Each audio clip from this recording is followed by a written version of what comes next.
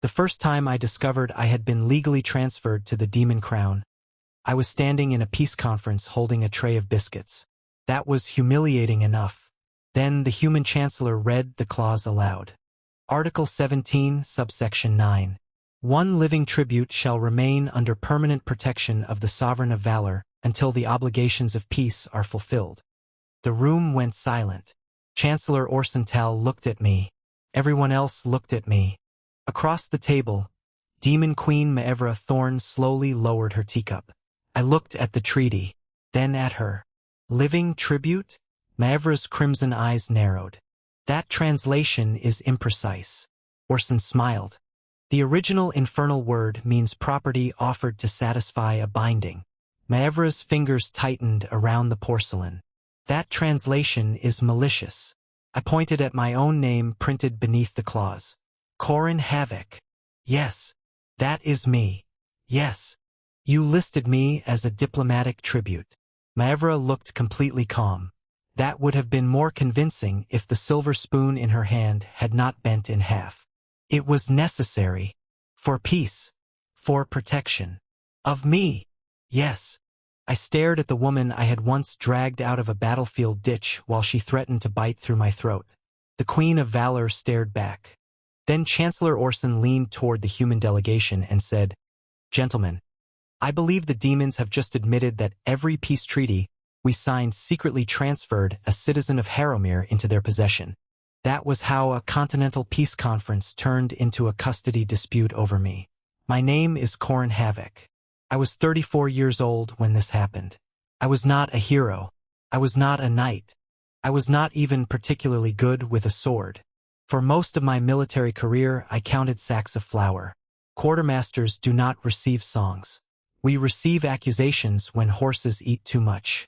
The war between Harrowmere and Valor lasted 11 years. Humans called it the Ash Border War. Demons called it the War of Three Broken Oaths. Quartermasters called it the reason boots cost 4 times what they should. The fighting began before I enlisted. By the time I became senior quartermaster for the 3rd Northern Army, nobody remembered the original cause clearly. Something about a disputed mine, a murdered envoy, a shrine that belonged to both sides depending on which century you preferred. Entire villages changed hands so often that tax collectors carried reversible flags. I learned early that wars become less romantic when you are responsible for feeding them. Soldiers need grain. Mules need grain. Prisoners need grain. Generals need better grain because apparently rank changes digestion. My job was keeping people alive through logistics. Then came the Blackfen ceasefire. Both armies had lost too many people to winter fever. For 10 days, commanders agreed not to attack while bodies were collected and prisoners exchanged. That was when I found Maevra. Back then she was not queen. She was General Maevra Thorn, commander of the Valorian 9th Legion, famous for breaking 2 fortresses and 1 human cavalry charge before breakfast. Soldiers described her as 7 feet tall with horns like swords. Soldiers exaggerate. She was 6 feet 2. The horns were only slightly sword-like. I found her beneath a collapsed supply wagon 3 miles inside the neutral collection zone. At first I thought she was dead. Black armor, dark red cloak, 1 horn broken near the tip, blood soaking the snow beneath her side. Then her eyes opened, red, focused, extremely annoyed. She tried to stab me. The knife traveled about 6 inches before she passed out. I considered leaving. That would have been militarily convenient. The ceasefire required us to return wounded enemies if found. It did not require heroic enthusiasm. I looked at her insignia. General. High value. Potential exchange leverage. Then I looked at the wound. Deep puncture beneath the ribs. Probably lung. The winter air whistled when she breathed. I had seen that before. Not a wound a person survives alone. I called for my wagon team. Sergeant Pell stared at the demon general. Sir. Yes. That is Maevra Thorn. I can read insignia. She killed Commander Vase. Commander Vase charged uphill into artillery. She still killed him. Help me lift. Pell looked personally betrayed by ethics. We loaded Maevra onto a grain wagon. She woke halfway back. Her claws closed around my wrist. Human. Accurate. Where? Medical tent. Her eyes sharpened. Your side. Yes. Idiot. I have been called worse. You should leave me. That would violate the ceasefire. Your army violates everything. Not procurement procedure. She stared, then coughed blood across my coat. I sighed. Now you owe me laundry. She passed out again. The human surgeons did not want to treat her. Not because they were cruel. Because every soldier in the tent knew who she was. One had lost a brother fighting her legion. Another had scars from a Valorian raid. Hatred becomes easier when wounded people have faces.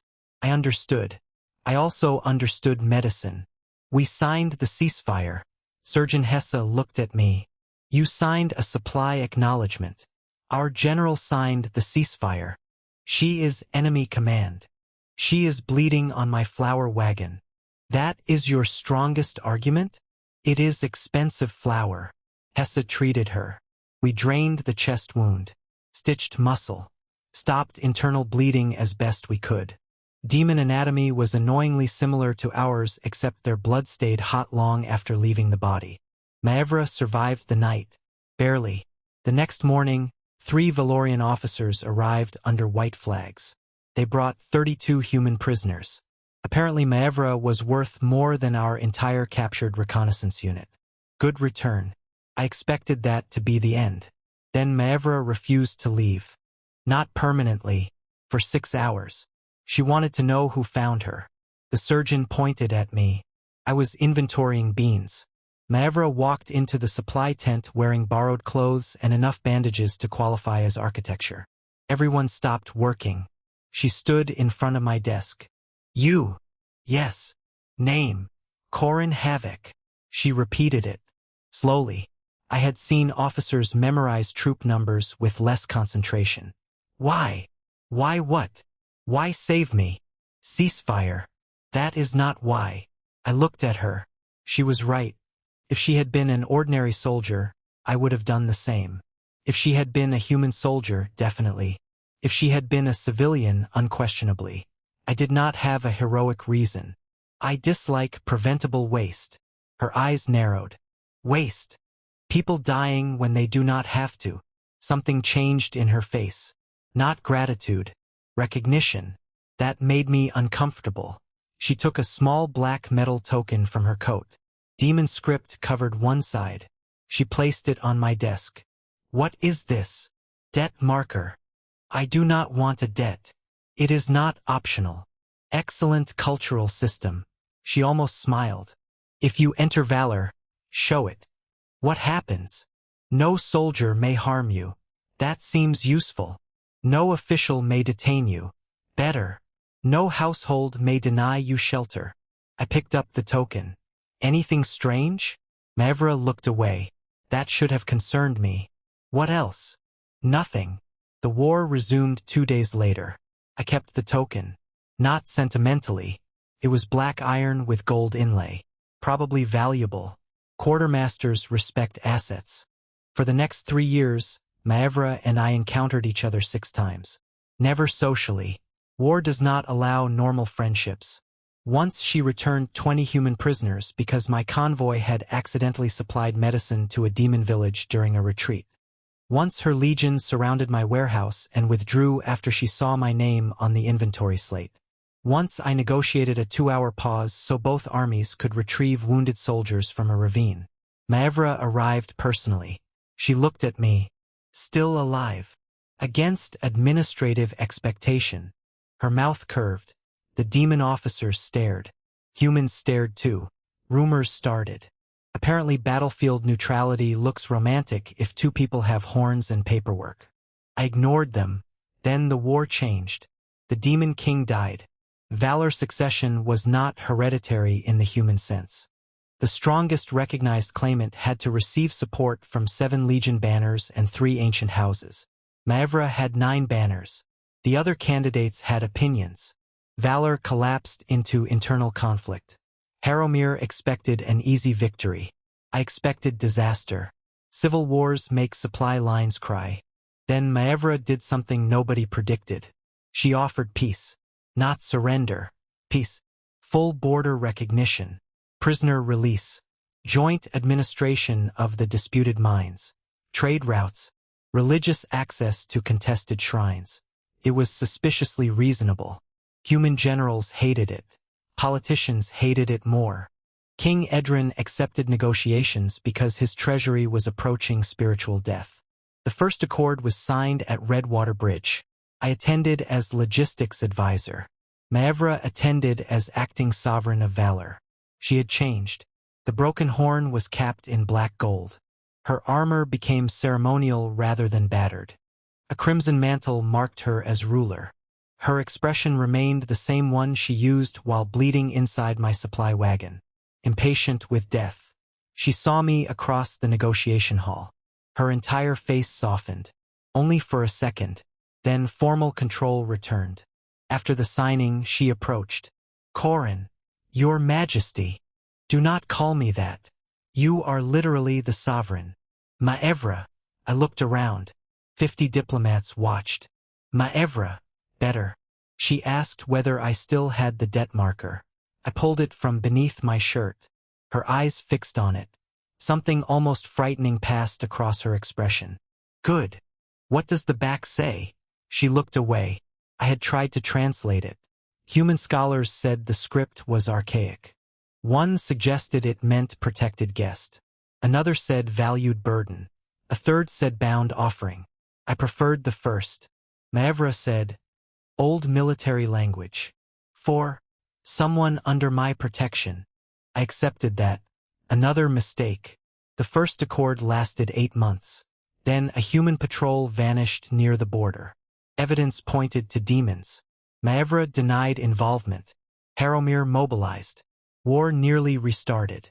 Then the patrol returned. They had been kidnapped by smugglers. The second accord expanded border oversight. Again peace.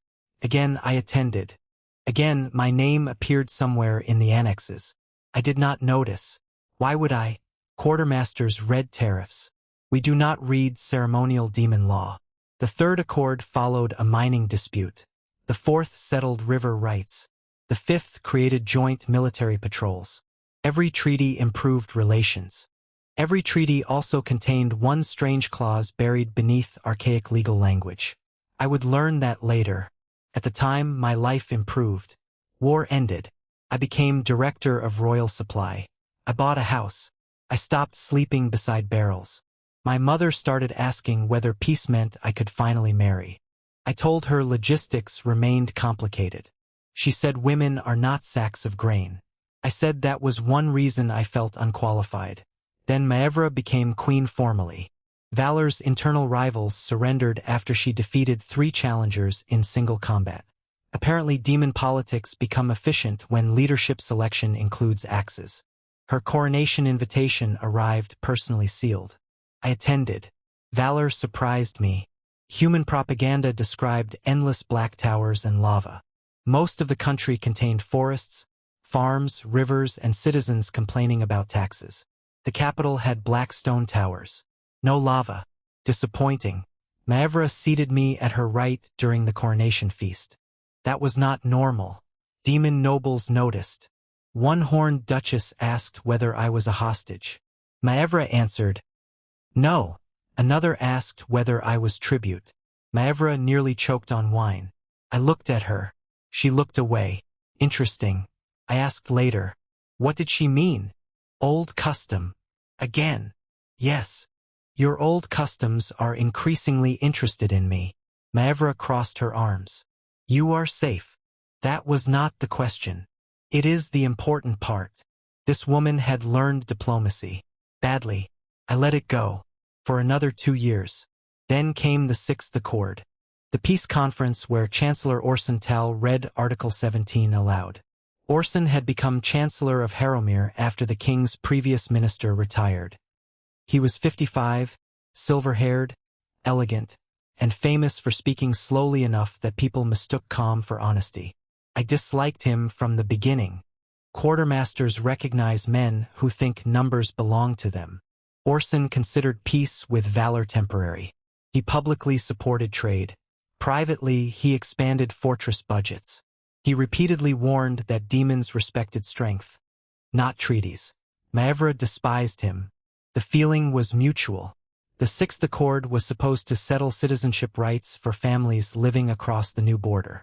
Instead, Orson arrived carrying translated copies of every previous treaty. He waited until all delegations were seated. Then he requested clarification. That was how my legal status became international news. He read the clauses one by one. First accord. One living pledge shall remain under the sovereign's shield. Second. The pledge known as Koran Havoc shall not be withdrawn by human office. Third. No marriage, military transfer, civil appointment, or foreign claim shall supersede the sovereign's prior right of protection. I stopped him. Marriage? The room became very quiet. Maevra stared at Orson like she could see his skeleton through his clothes. Orson smiled. Indeed. I turned toward her. You wrote that. The clause was drafted by the Valorian Legal Council. Under your authority. Yes. And it prevents my marriage? It prevents another state from using marriage to remove treaty protection. That sounds impressively different while achieving the same result. Her tail, usually hidden beneath her cloak, struck the chair leg once. I had learned that meant irritation, or embarrassment, potentially both. Orson continued. The Fourth Accord specified that I could not be conscripted outside territories covered by demon protection. The Fifth required valor to respond if any government detained or relocated me against my will. That sounded reasonable. Then the definition of against my will included absence of explicit written consent witnessed by a Valorian official. Less reasonable. I looked at Maevra. How many times did you revise this? She did not answer. Maevra. Each treaty corrected weaknesses in the previous language. The human delegation started whispering. I rubbed my forehead. You turned international law into personal security. Yes. Without telling me. Yes. Why? Her eyes flashed. Because humans kept sending you into wars. The war ended. They tried to transfer you west. That was a promotion. A border with raiders. They asked me to advise. You said maybe. I stared. She remembered conversations I barely remembered. Orson leaned back. Your Majesty, would it be fair to say Haromir's citizen has effectively become your possession? Maevra's chair cracked beneath one claw. No. Then release the claim. Silence. There it was. The trap. I understood before most of the room did. If Maevra released the clause immediately, Orson could claim she admitted it was illegitimate. If she refused, he could claim demons were enslaving a human official. Either outcome damaged peace. Maevra looked at me. Not the diplomats. Me. That made it worse politically. I said, we adjourn. Orson smiled. You do not chair this conference. I manage the supply trains feeding everyone in it. Silence. Lunch disappears in 40 minutes if we continue. The conference adjourned. Logistics remains underrated. Maevra followed me into a side chamber. The door shut. I turned. She spoke first. I was going to tell you. When? After the Sixth Accord. The one we are currently signing? Yes. That is convenient. Her expression tightened. Koran. No. I held up the treaty. You made my employment, marriage, travel, and legal status part of demon foreign policy. Protection policy. You keep saying that word. Because that is what it is. No. Protection is telling me someone plans to stab me. I have done that. Protection is assigning guards during an assassination threat. I have done that. Protection is not secretly making every government recognize you as the final authority over whether I move. Her eyes became brighter. Demon emotion often changes the iris. Hers went from red to molten gold. I found you dying people for a living. That sentence is backwards. You found me dying. Yes. You saved me. Yes. You continued entering battlefields for years. It was my job. You stood between armies with supply papers. Also my job. You kept volunteering for negotiations. I was useful. You nearly died 7 times after Blackfin. 4. 7. I stopped. You counted. Of course. That answer carried no shame. Only disbelief that I might not. Maevra stepped closer. I watched humans spend you. That hit harder. Every commander called you reliable and sent you where reliable men die. I opened my mouth. She continued. Every treaty praised your service. Then every ministry tried to move you somewhere dangerous because you were competent. That does not give you ownership. I know. Do you? Yes. The room vibrated. Maevra closed her eyes. Demon magic heated the air around anger. She forced it down. Then, quieter. I know. I waited. She looked at the treaty. I did not know how to ask. That was new. Ask what? Her jaw tightened. For you to remain somewhere I could protect. I stared. Maevra Thorn had fought armies, killed challengers, ruled demons, negotiated borders. Apparently one human quartermaster had defeated her communication skills. You could have said stay. And if you said no, then I might leave. Exactly. There it was. The problem beneath every clause. Not safety. Uncertainty. I hated how familiar that felt. I handed her the treaty. Then we fix it. Her eyes narrowed. How? By making the clause depend on my consent. It already does. No. It depends on your interpretation of my consent. That is safer. Maevra. She looked away. Progress would be expensive. Then someone screamed in the main hall. We ran back. A human delegate lay on the floor, dead. A demon ceremonial dagger protruded from his chest. The handle carried Maevra's royal crest. Orson stood beside the body. His face was pale in exactly the correct public amount. He looked toward Maevra, then toward me. This, he said, is why human citizens cannot be treated as tribute to demon authority. The peace conference became a crime scene, and suddenly my ridiculous treaty clause was no longer embarrassing. It was motive. The dead delegate was Minister Harlan Crew. He represented Haromir's border provinces and had spent the morning arguing that the tribute clause made every previous accord invalid. That gave Maevra motive. It also gave Orson a speech. He demanded the demon delegation surrender their ceremonial weapons. Maevra refused. Reasonably. Demon aristocrats surrendering weapons inside a human fortress carried historical meaning roughly equivalent to kneeling. Orson knew that. He was creating images, not solutions. I ignored both delegations and examined the dagger. Quartermasters learn materials. If a supplier sells you iron nails as steel, a roof collapses.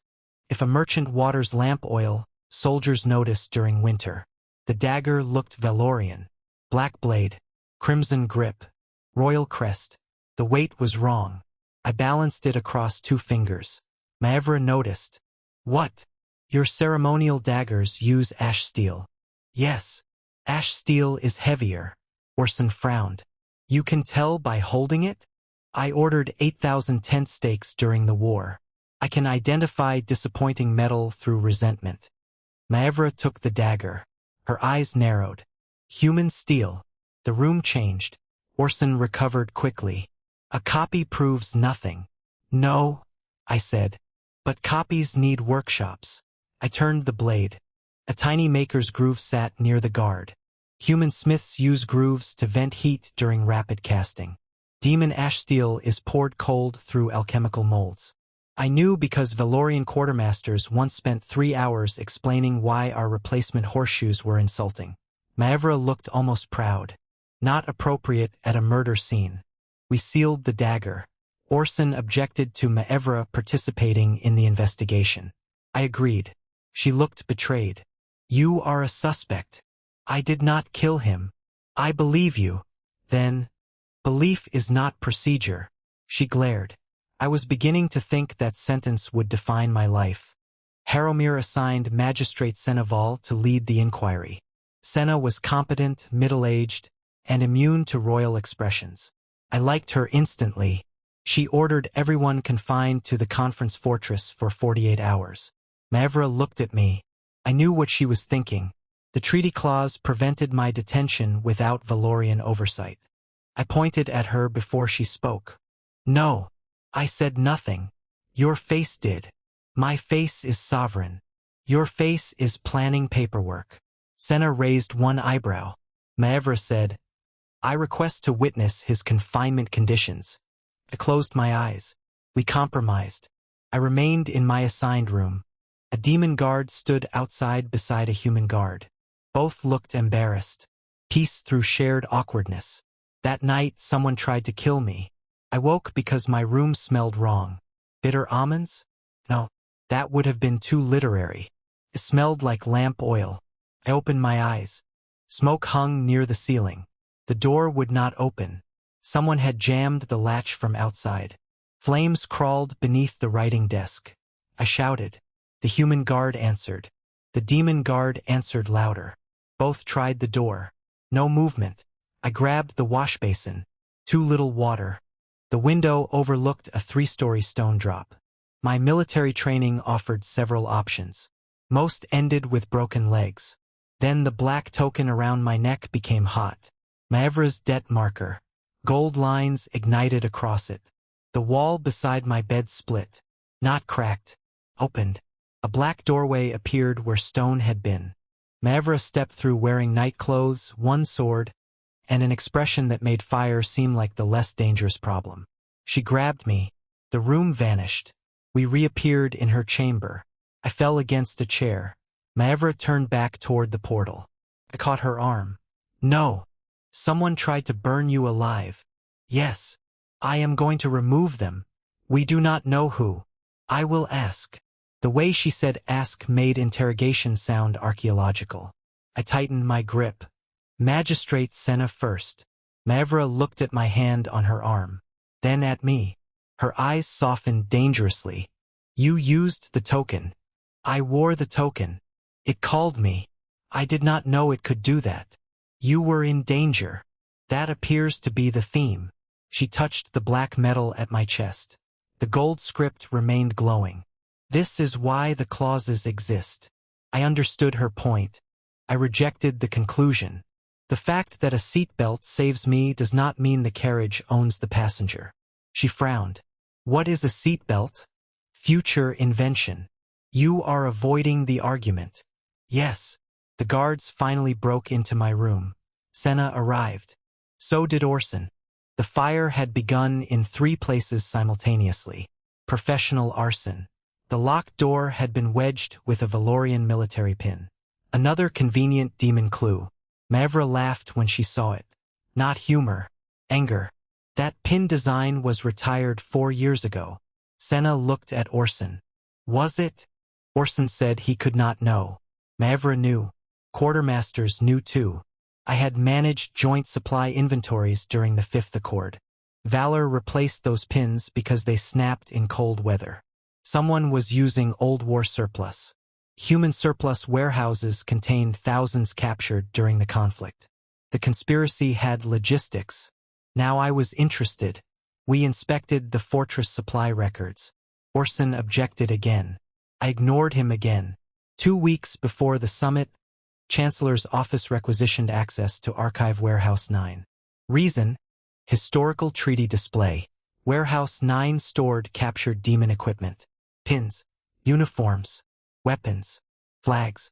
The forged dagger could have come from copied materials there. The request carried Orson's deputy seal. Orson called it routine. Senna called it suspicious. Maevra called it enough to remove his hands. We continued with Senna's terminology. The deputy who signed the request had vanished. His room was empty. His horse gone. Gate records showed he left 3 hours before Harlan Crew died. Too neat. Orson blamed him immediately. That made me distrust Orson more. Competent chancellors do not solve conspiracies before breakfast. We found the deputy's body the next day. Riverbank. Throat cut. A demon coin placed inside his mouth. I did not need to examine it. Maevra did. Counterfeit. Senna looked impressed. How? The face is ugly. I leaned closer. The coin depicted Maevra. It was, in fact, unflattering. Maevra looked personally insulted. That became the first moment in 2 days when I almost laughed. The investigation moved to the capital. The conference formally suspended. Bad sign. Human newspapers discovered the tribute clause. Worse sign. By the time our convoy reached Haromir City, street vendors were selling pamphlets titled Demon Queen Claims Human Official AS Bride Price. I bought one. Maevra took it from my hand, then burned it. Evidence. It contained illustrations. Very inaccurate illustrations. The horns were impressive. They were ridiculous. Her real horns curved back elegantly from her temples. The pamphlet gave her 6. I pointed that out. She burned the ashes. Inside the capital, Parliament demanded hearings.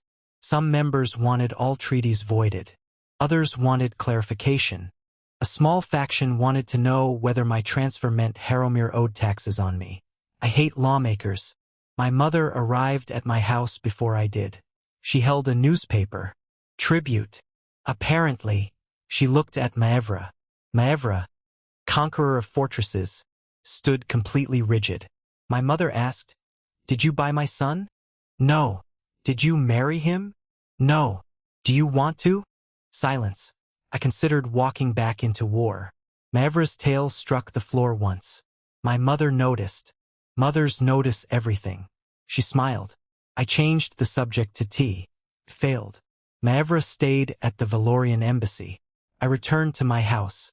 For one night, at dawn, 12 demon guards surrounded the street. I walked outside. Their captain bowed. Protective detail. Ordered by. He looked uncomfortable. I walked to the embassy. Maevra was already awake. Remove them. No. Good morning to you too. Someone burned your room. Senna assigned human guards. Human guards were present when someone burned your room.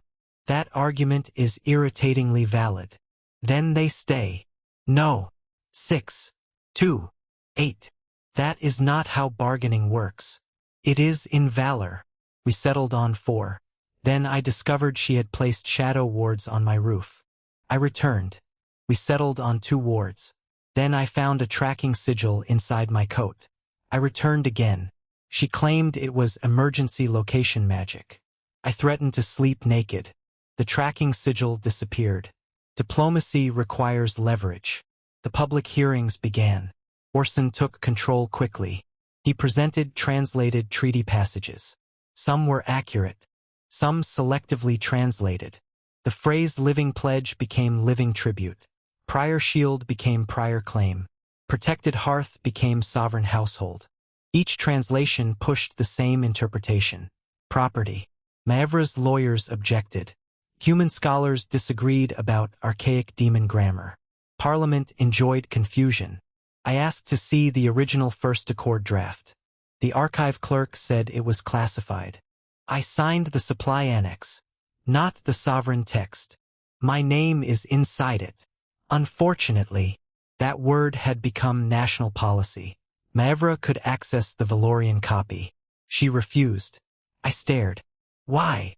Her eyes shifted. Because the earliest version contains language no longer relevant. That was guilt. I knew it. What language? Old customs. Maevra, you will misunderstand. That sentence has never prevented misunderstanding. She crossed her arms. I waited. Finally, she opened the embassy vault. The Valorian First Accord lay inside a black metal case. The treaty itself was written on layered parchment bound with red thread. Demon treaties are theatrical. I read the clause with a translator. The direct meaning was not tribute. It was closer to life pledge. A person placed beneath the sovereign's hearthright as proof that peace obligations would be honored. Traditionally, the pledge lived at the receiving court. I looked at Maevra. I never lived in valor. I amended the residency requirement. Of course you did. The older notes contained the real problem. A life pledge could not be named without acceptance. My signature did not appear. Instead, the clause referenced token of shield accepted at Blackfen. I reached beneath my shirt. The black debt marker. No, I turned it over. The gold script on the back had changed. Or perhaps I had never seen it glow clearly. The translator read aloud. Under shield and hearth, debt received, refuge accepted, life answered by life until freely released. I stared at Maevra. You gave me a treaty token 3 years before the treaty existed. It was not a treaty token then. What was it? Her answer came very quietly.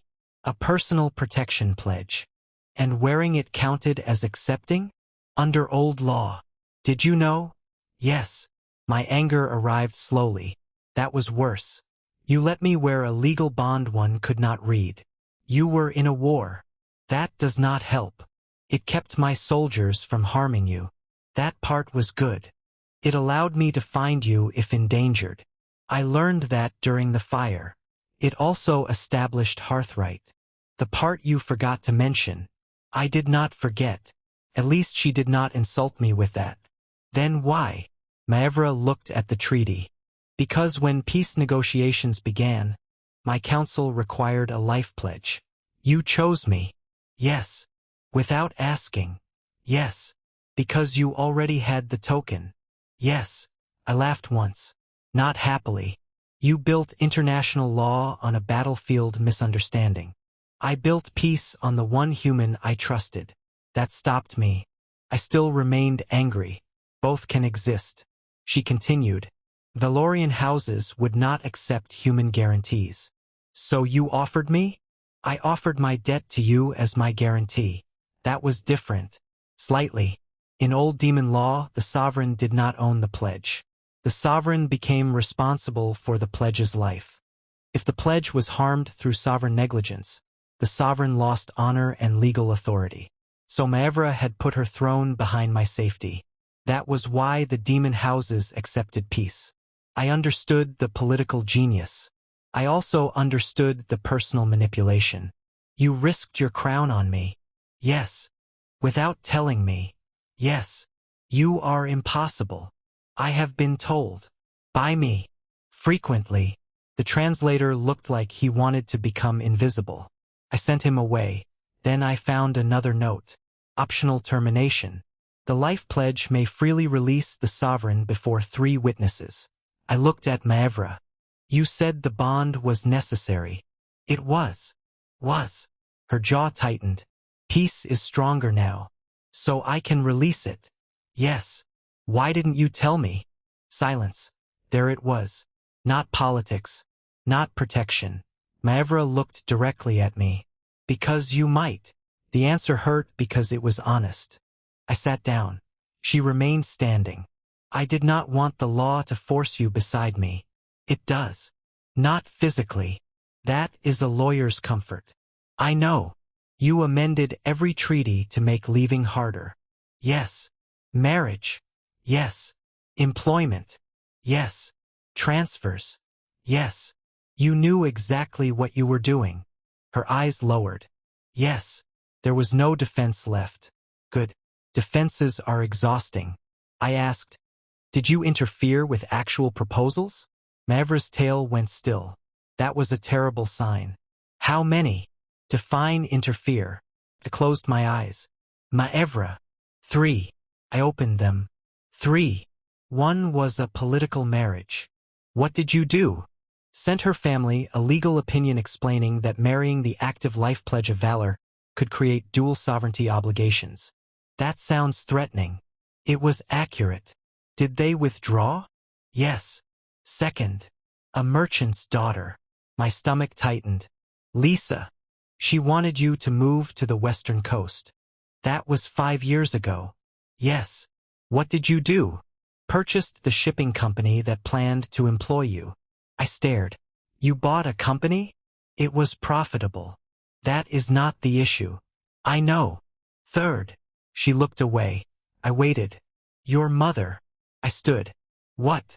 She tried to arrange a match with a mill owner's widow. She does that every winter. I sent your mother a Valorian marriage customs guide. I remembered. My mother had spent an entire month telling neighbors demon weddings involved blood contracts and livestock exchange. I had thought it was junk diplomacy. You did that. Yes. I could not decide whether to laugh or throw something. I did neither. Anything else? No. The embassy chandelier flickered. Demon wards react to lies. I looked upward, then at her. Manhwa sighed. One university post. The Logistics Academy? It was in another kingdom. You had the funding withdrawn. Redirected. To where? Harrowmere. My current department. I rubbed my temples. There is a particular kind of exhaustion caused by discovering your career success was partially engineered by a demon queen with attachment problems. From now on, no hidden interventions. Her face tightened. Corin? No. What if there is danger? Tell me. And if you ignore me? My decision. She hated that. Good. If I leave? Her voice was quieter. Your decision. If I marry? Her jaw visibly clenched. Your decision. If I release the pledge? She did not answer. I waited. Finally, your decision. That cost her more than the others. I nodded. Then we have somewhere to start. Before we could start anything, Magistrate Senna arrived with another body. Parliamentary Clerk Dessen Rowe. He had been investigating the treaty translations. Found dead inside the archive. Demon poison in his blood. Except the poison bottle beside him carried a batch number. I recognized it.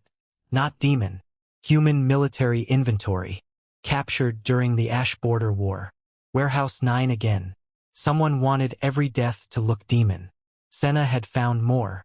Dessen's notes were missing. The archive sign-in book showed Chancellor Orson entered 2 nights earlier. Authorized access. He claimed treaty research. Still not proof. Then Senna showed me a scrap found beneath Dessen's desk. One line survived from his missing translation notes. If the life pledge dies by human hand, Article 19 activates. I looked at Manhwa. Her face went cold. What is Article 19? She did not hesitate. Blood response. That sounded bad. How bad? If a recognized life pledge is murdered by the opposing state, all peace obligations suspend. I felt the room tilt. All borders. Trade. Yes. Military restrictions? Yes. Ceasefire law? Yes. In other words, if I died and the killing could be blamed on Harrowmere, Valor would have legal grounds under every treaty to mobilize. If demons killed me, humans could claim the accords were fraudulent. Either direction shattered peace. I was not merely tribute. I was a switch. Orson had spent weeks publicly explaining exactly how important the clause was. Then someone tried to burn me alive. The conspiracy suddenly became obvious. Not all evidence. The shape. Chancellor Orson did not want to free me from demon ownership. He wanted me dead enough to restart the war. Once you realize someone benefits from your death, ordinary mornings become difficult. Breakfast tasted suspicious. Windows looked ambitious. Every carriage wheel became a philosophical question. Manhwa solved this by increasing my guards from 4 to 12. I solved that by threatening to walk through the city wearing a sign saying please make the demon queen anxious. We returned to 4. Senna built the case quietly. Orson controlled too much of Parliament to accuse early. We needed motive stronger than he dislikes demons. Half the capital disliked demons. Most lacked forged daggers. I went back to logistics. Wars leave financial fingerprints. If Orson wanted renewed conflict, someone had to profit. Fortresses need stone. Armies need grain. Cavalry needs horses. Weapons need ore. I requested the defense procurement ledgers. Denied. I requested historic border expenditure. Delayed. I asked my old quartermaster contacts. Delivered before lunch. Never underestimate retired men who hate chancellors. The numbers were impressive. During peace, military spending dropped 37%. 3 companies lost most of their contracts. All 3 had new investors. One investment group traced to Orson's brother. Another to his son-in-law. The third to a trust managed by the chancellor's private solicitor. That was motive. Not enough for treason. Then I found the Ashglass mines. The disputed border mine that helped start the original war produced a rare crystal used in long-distance warding. Under peace treaties, profits were split. If war resumed, the mine territory reverted to military occupation. Haromir's contingency plan placed administration under the Chancellor's emergency office. Orson would control the mine directly. Manhwa read the ledger. He intends to restart an 11-year war for a mineral concession. People have started wars for less. Demons have started wars for better reasons. Not the defense you think. She almost smiled. Then one of my guards collapsed. A dart protruded from his neck. The embassy windows shattered. Arrows entered. Human-made. Black-fletched to imitate demon ammunition. The attackers were on rooftops across the street. Manhwa shoved me behind a stone column. Her magic ignited. Red lines spread across her arms. Every arrow stopped in midair. Not fate. Not time. Demon command magic. Metal obeyed her because her bloodline descended from forged spirits. She turned her wrist. The arrows reversed. I grabbed her arm. Do not send them back. They tried to kill you. There are civilians behind the rooftops. She looked. Anger cracked. Then control. The arrows dropped harmlessly. That was growth. Expensive growth.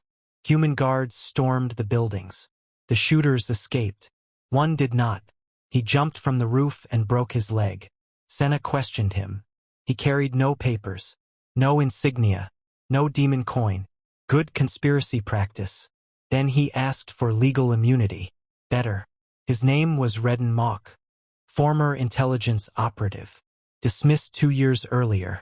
Rehired privately through a contractor called Grey Lantern Security.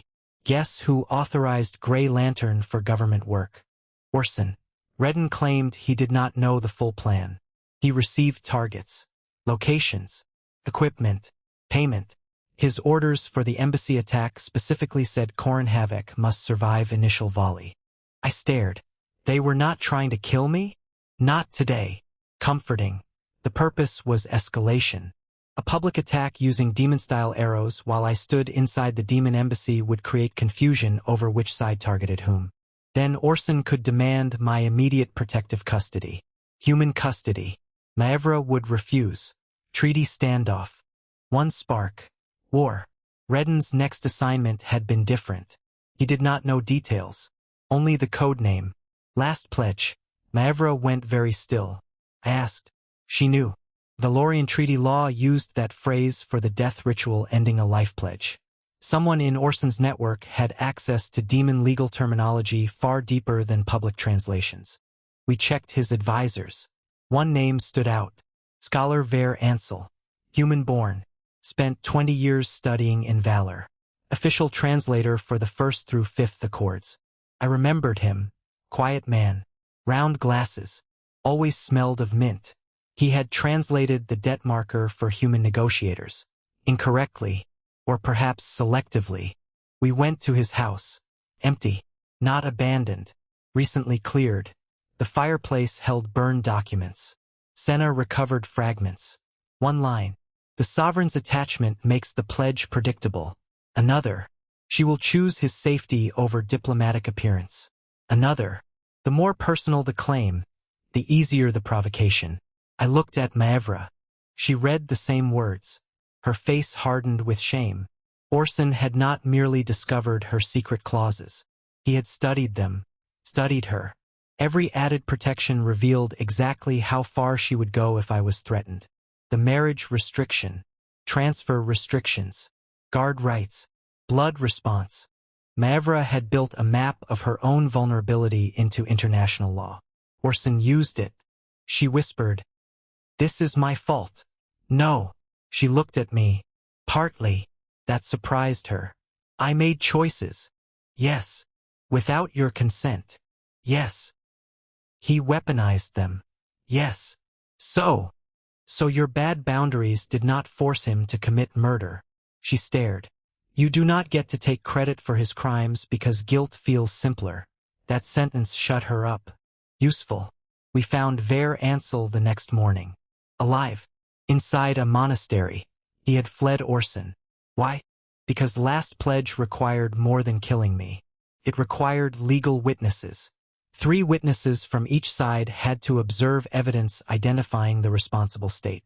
Orson planned to stage my death during a public event. the upcoming renewal ceremony. Of course, 3 days away. Both governments would attend. The Sixth Accord would either be signed or abandoned there. Perfect location. Ver knew because he drafted the original ritual appendix. Then he admitted something else. Orson had altered Article 19. Not in the signed treaty. In the public legal copies. The real clause did not automatically suspend peace if I died. It required investigation and mutual review. Orson removed that safeguard from translated editions distributed to military commands. If I died, generals on both sides would believe mobilization was legally required. By the time anyone checked originals, troops would already be moving. War by paperwork. I almost respected the ugliness. Senna asked Ver why he cooperated. He looked at Maevra. Because I believed the life pledge was coercion. Ver partially was. Orson said exposing it would force reform. Also plausible. Then people died. There it was. Conspiracies recruit through half-truths. Ver agreed to testify. We kept him under guard. That night he vanished. No broken locks. No struggle. One guard remembered Ver asking to pray. Another remembered him entering the chapel. Nobody remembered him leaving. Maevra found a demon transit sigil beneath the altar. Real one. Current design. Someone from her side was involved. That hurt politically. She summoned her ambassadorial guard commanders. One seat remained empty. General Sareth Kor, commander of Valorian Treaty Security. Maevra's cousin. I had met him twice. He disliked humans politely. He had also objected to every peace accord. We found his room empty. Now the conspiracy had both flags. Orson did not merely fake demon involvement. He recruited it. Sareth believed peace weakened valor. Orson believed peace weakened his power. Different reasons. Same war. They had built a partnership around mutual hatred. Beautiful. In the way mold is beautiful under magnification. Maevra took it personally. He was my blood. Cousin. Blood. Families disappoint professionally too. She looked at me. You are strangely calm. I have 3 uncles. Fair explanation. Saretha's involvement changed the assassination plan. He could activate legitimate Valorian security protocols. He could order demon guards. He could authenticate ritual witnesses. Most importantly, he could invoke the life pledge clause if he claimed Haromir threatened me. Orson could do the opposite. Together, they could make both armies believe the other side struck first. We had 48 hours. Senna wanted to cancel the renewal ceremony. I said no. Maevra said yes. Then we stared at each other. She knew what I was about to say. No. Corin. If we cancel, Orson chooses another location. Then we arrest him. On financial motive, indirect contractors, and testimony from a missing translator? We have enough. For scandal. Scandal is sufficient. Not for treason involving half parliament. She knew. I continued. We let them move. Her eyes turned gold. With you as bait. Technically, the ceremony is already about me. It is about peace. Currently, those topics overlap. No. Maevra. No. The embassy windows vibrated. I waited. She looked away first. That almost never happened. I hate that you can volunteer. Interesting wording. Not danger. Choice. I softened slightly. I know. If I order you not to, I ignore you. I could invoke the pledge. And prove Orson right. That landed. She closed her eyes. When she opened them, red returned. Normal. Then I ask. I waited. Do not do this. The request was genuine. No title. No authority. I hated refusing it. I need to. Her jaw tightened. Why? Because people are already dead. That does not make your death useful. No. So? Because I know how they think about supply. She looked confused. I smiled. Wars do not begin when politicians give speeches. They begin when armies can move. I had checked border logistics. Both militaries were supposedly on standard peacetime posture. Except fuel depots were full. Horse grain doubled. Medical wagons prepositioned. Bridge crews reassigned north. Someone had been preparing mobilization for weeks. Orson's network reached the defense ministry. Saratha's reached demon legions. If we merely arrested leaders, subordinate commanders might still execute sealed war orders after the ceremony. We needed both sides to see the conspiracy publicly before activation. The renewal ceremony gave us that audience. Maevra understood. She hated understanding. Fine. That word sounded like a threat. Then she pointed at me. You wear armor. I own none. I will provide it. No demon armor. Why? Public optics. Human armor is badly designed. It still looks human. She argued for 20 minutes. We compromised on concealed demon chainmail beneath human formal clothes. Marriage apparently was not required for domestic arguments. The ceremony took place at Dawnspire Hall. Neutral territory. Built after the war. Human stone below. Demon blackwood above. Ugly. Symbolic. Perfect. 600 guests attended. Parliament. Valorian houses. Military commanders. Merchants. Clergy. Foreign observers. My mother somehow acquired an invitation. I refused to ask. Orson arrived smiling. Sarath arrived beside the demon delegation as if nobody knew he was missing. Bold. That meant they believed we lacked proof. Or they believed proof would not matter after blood spilled. Vare remained missing. Senna placed undercover officers throughout the hall. Maevra wore ceremonial black armor. I wore a formal human coat hiding enough chainmail to make sitting unpleasant. The treaty lay on the central table. Article 17 had been rewritten. At my insistence. No living tribute. No sovereign claim. The new language said, a protected person may request assistance from either state without surrendering citizenship, movement, employment, marriage rights, or personal autonomy. Maevra hated how long the sentence was. I called that legal safety. She called it human over-explaining. I asked whether demons had avoided this problem through brevity. She stopped arguing. The ceremony began. Orson delivered a speech about sovereignty. Sarath delivered one about honor. Both men deserved awards for acting. Then I was called forward. As the disputed life pledge, I had to state whether the old clause remained active. This was the moment. I stood before both delegations. Maevra watched me. I held the black token. The one from Blackfen. The first hidden contract. I said, before I answer, I would like the original Article 19 displayed. Orson's smile changed. Only slightly. Saratha's hand moved toward his belt. Good. The hall scribes brought the official copies. Human. Demon. We placed them side by side. Then Senna distributed the military translations Orson's office had circulated. The difference became obvious. Investigation removed. Automatic suspension inserted. Human generals started whispering. Demon commanders did too. Orson stood. This is procedural theater. I looked at him. Excellent. Stay for the final act. Senna brought Grey Lantern Shooter Redden into the hall.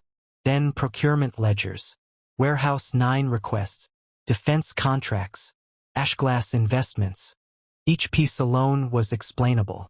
Together they formed a road. Orson's calm expression began to crack. Sarath remained still.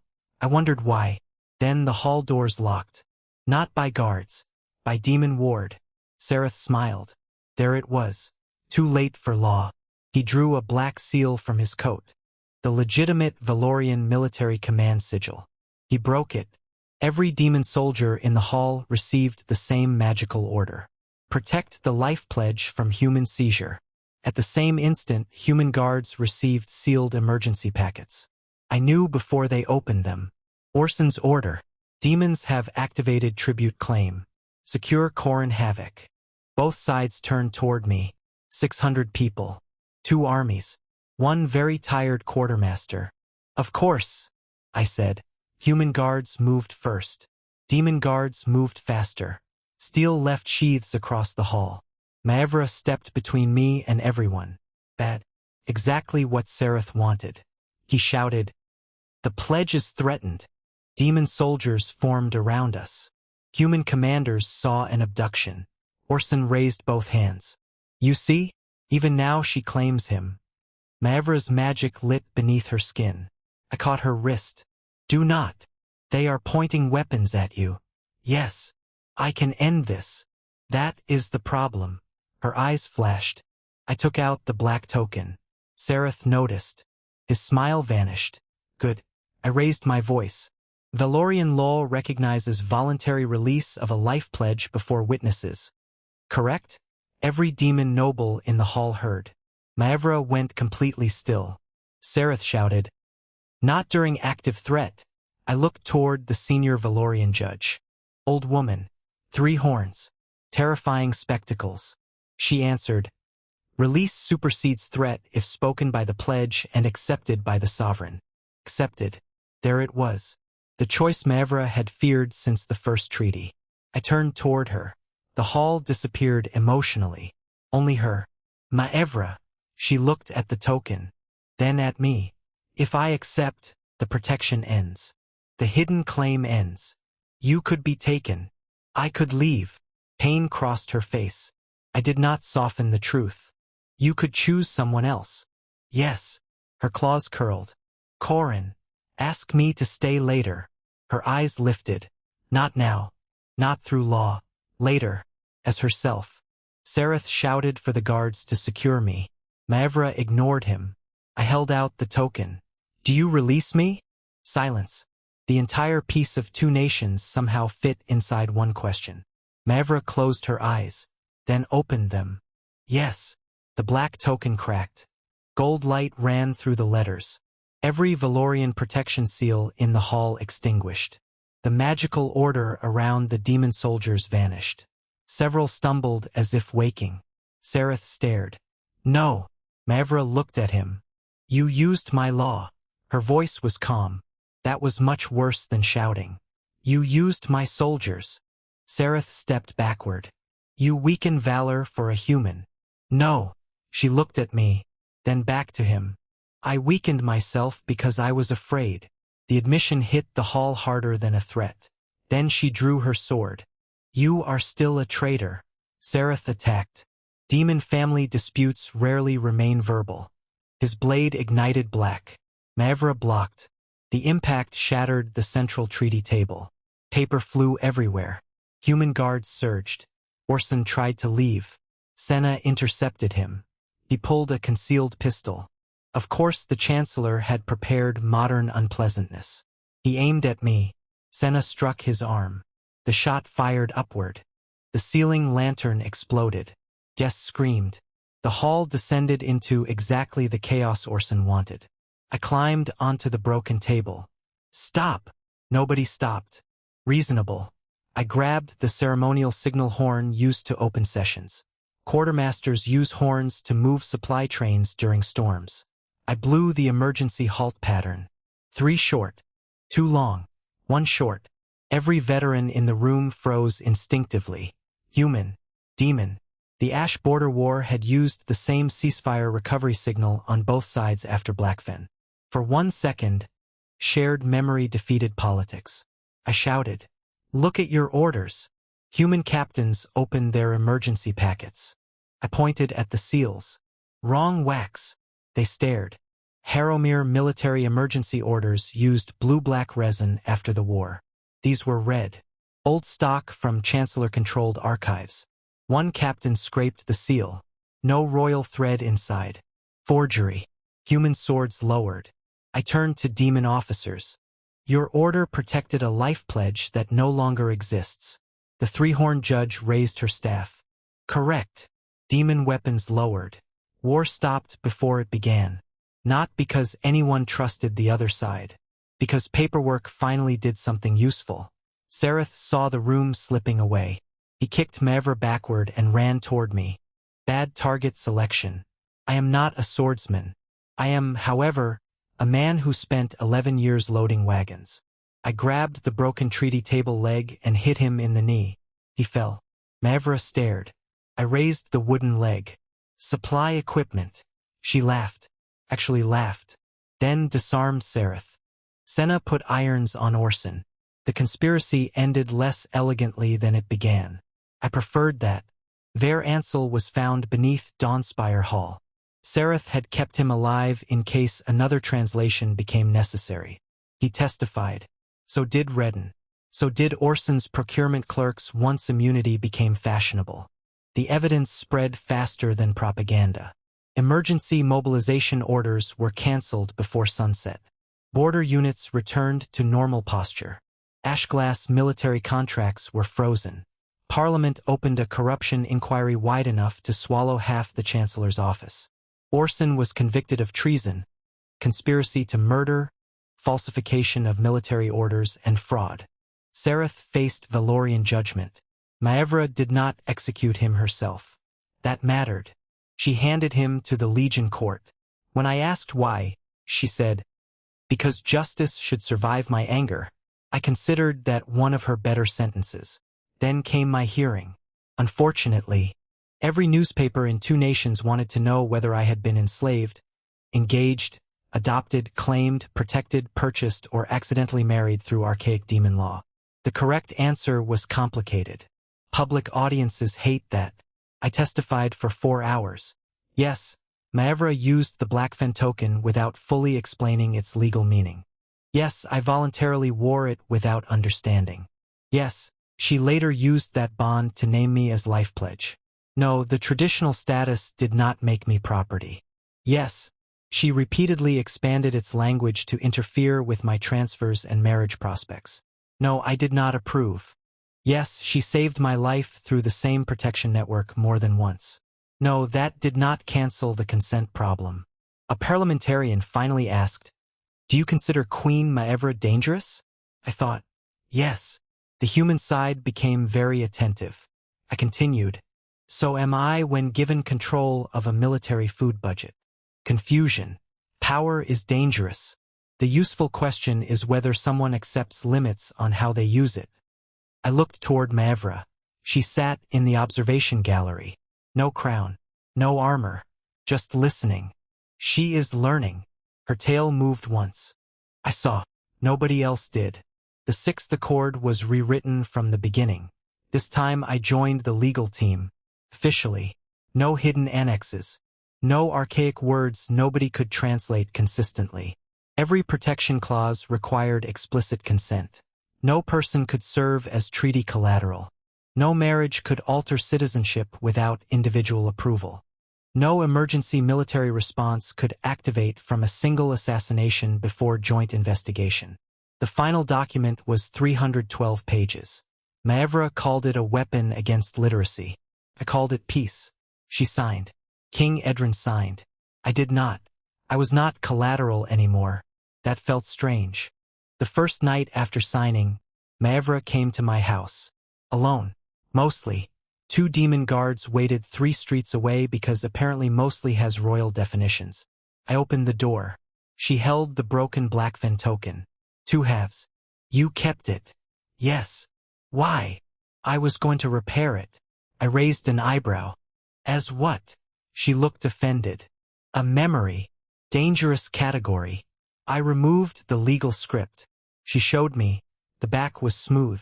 No binding. No protection clause. Just black iron. I let her inside. We drank tea. For 10 minutes, neither mentioned treaties. That may have been our most difficult negotiation. Finally Maevra said, "Stay." I looked at her. She immediately corrected herself. "Would you stay in Harrowmere?" "Probably." Her shoulders relaxed. "Would you remain involved in Valorian negotiations?" "Yes." More relief. Then she asked the actual question. "Would you stay with me?" No treaty. No demon court. No blood response. No hidden translation. Just a woman who hated uncertainty enough to rewrite international law. I could have punished her by delaying. I did not. Not as tribute. Her mouth tightened. Never again. Not as your debt. No. Not because I saved you. No. Not because you saved me. Her eyes softened. No. I leaned back. Then ask me to dinner. She stared. Dinner? Yes. You have eaten with me hundreds of times. Diplomatically. Her face slowly changed. Understanding. Then embarrassment. Maevra Thorn had defeated armies more comfortably than this. Corin Havoc. Yes. Would you have dinner with me? I smiled. Yes. The table did not become a treaty. That was progress. Our first unofficial dinner went badly. A human noblewoman approached me afterward. Maevra stared so intensely that the woman forgot what she wanted to say. I waited. Maevra noticed. I did nothing. You weaponized eye contact. That is not prohibited. Yet. She looked offended. I laughed. Months passed. She stopped buying companies connected to my employment. Useful. I discovered this because a university offered me a 6-month position in Valor. I asked whether she arranged it. No. The embassy ward did not flicker. Truth. Do you want me to accept? Yes. Would you interfere if I declined? No. Her tail curled around the chair leg. Painfully honest. I accepted for 3 months instead. She complained. Did not alter the contract. More progress. My mother liked her. Too much. They exchanged letters. This worried me more than war. I discovered Maevra had asked my mother what foods I disliked as a child. My mother provided a list of embarrassing stories instead. Justice exists. 2 years after the 6th accord, Maevra proposed marriage. Not with a ring. With a 12-page draft agreement. I read the first page. Then looked at her. No. Her face fell. I continued. Ask without legal clauses. She stared at the document. Then burned it. Good. She stood in my kitchen. No crown. No witnesses. No state seal. Her horns nearly touched the hanging pans. Corin. Yes. Will you marry me? I considered. Not because I doubted the answer. Because she deserved to survive waiting for one. Yes. Her eyes turned gold. The kitchen windows rattled. I pointed. No magical annexes. She laughed. We married the following spring. The ceremony involved both human and Valorian customs. Every clause was read aloud. Twice. I insisted. The demon officiant asked whether either party claimed ownership, debt right, hearth right, blood right, conquest right, rescue right, military right, or sovereign privilege over the other. Maevra answered no before he finished. The guests laughed. She did not. She took that part seriously. So did I. The old Blackfen token remained in my pocket. Not active. Not binding. Just memory. At the reception, Chancellor Senna, no longer magistrate after an inconvenient promotion, asked whether I regretted saving Maevra in the snow. I looked across the hall. My wife was arguing with a demon duchess about whether I needed 4 guards or 2 during our honeymoon. Some battles survive marriage. No. Senna smiled. Even after all this? Especially after all this. Saving Maevra had never been the mistake. Letting gratitude become silent obligation was. Her protecting me had never been the mistake. Deciding protection overruled my choices was. Peace treaties were not the problem. Hidden clauses were. That lesson became embarrassingly literal. Years later, new diplomats study the 6th Accord in law schools. They call it the Havoc Principle. No individual may be used as a living guarantee without informed and continuing consent. I hate having a legal principle named after me. Maevra loves it. She says it makes me impossible to transfer. I remind her that the principle specifically protects my right to transfer. She says details.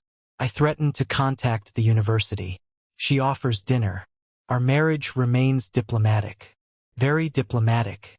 Last month, Haromir offered me a permanent post in the southern provinces. Far from Valor.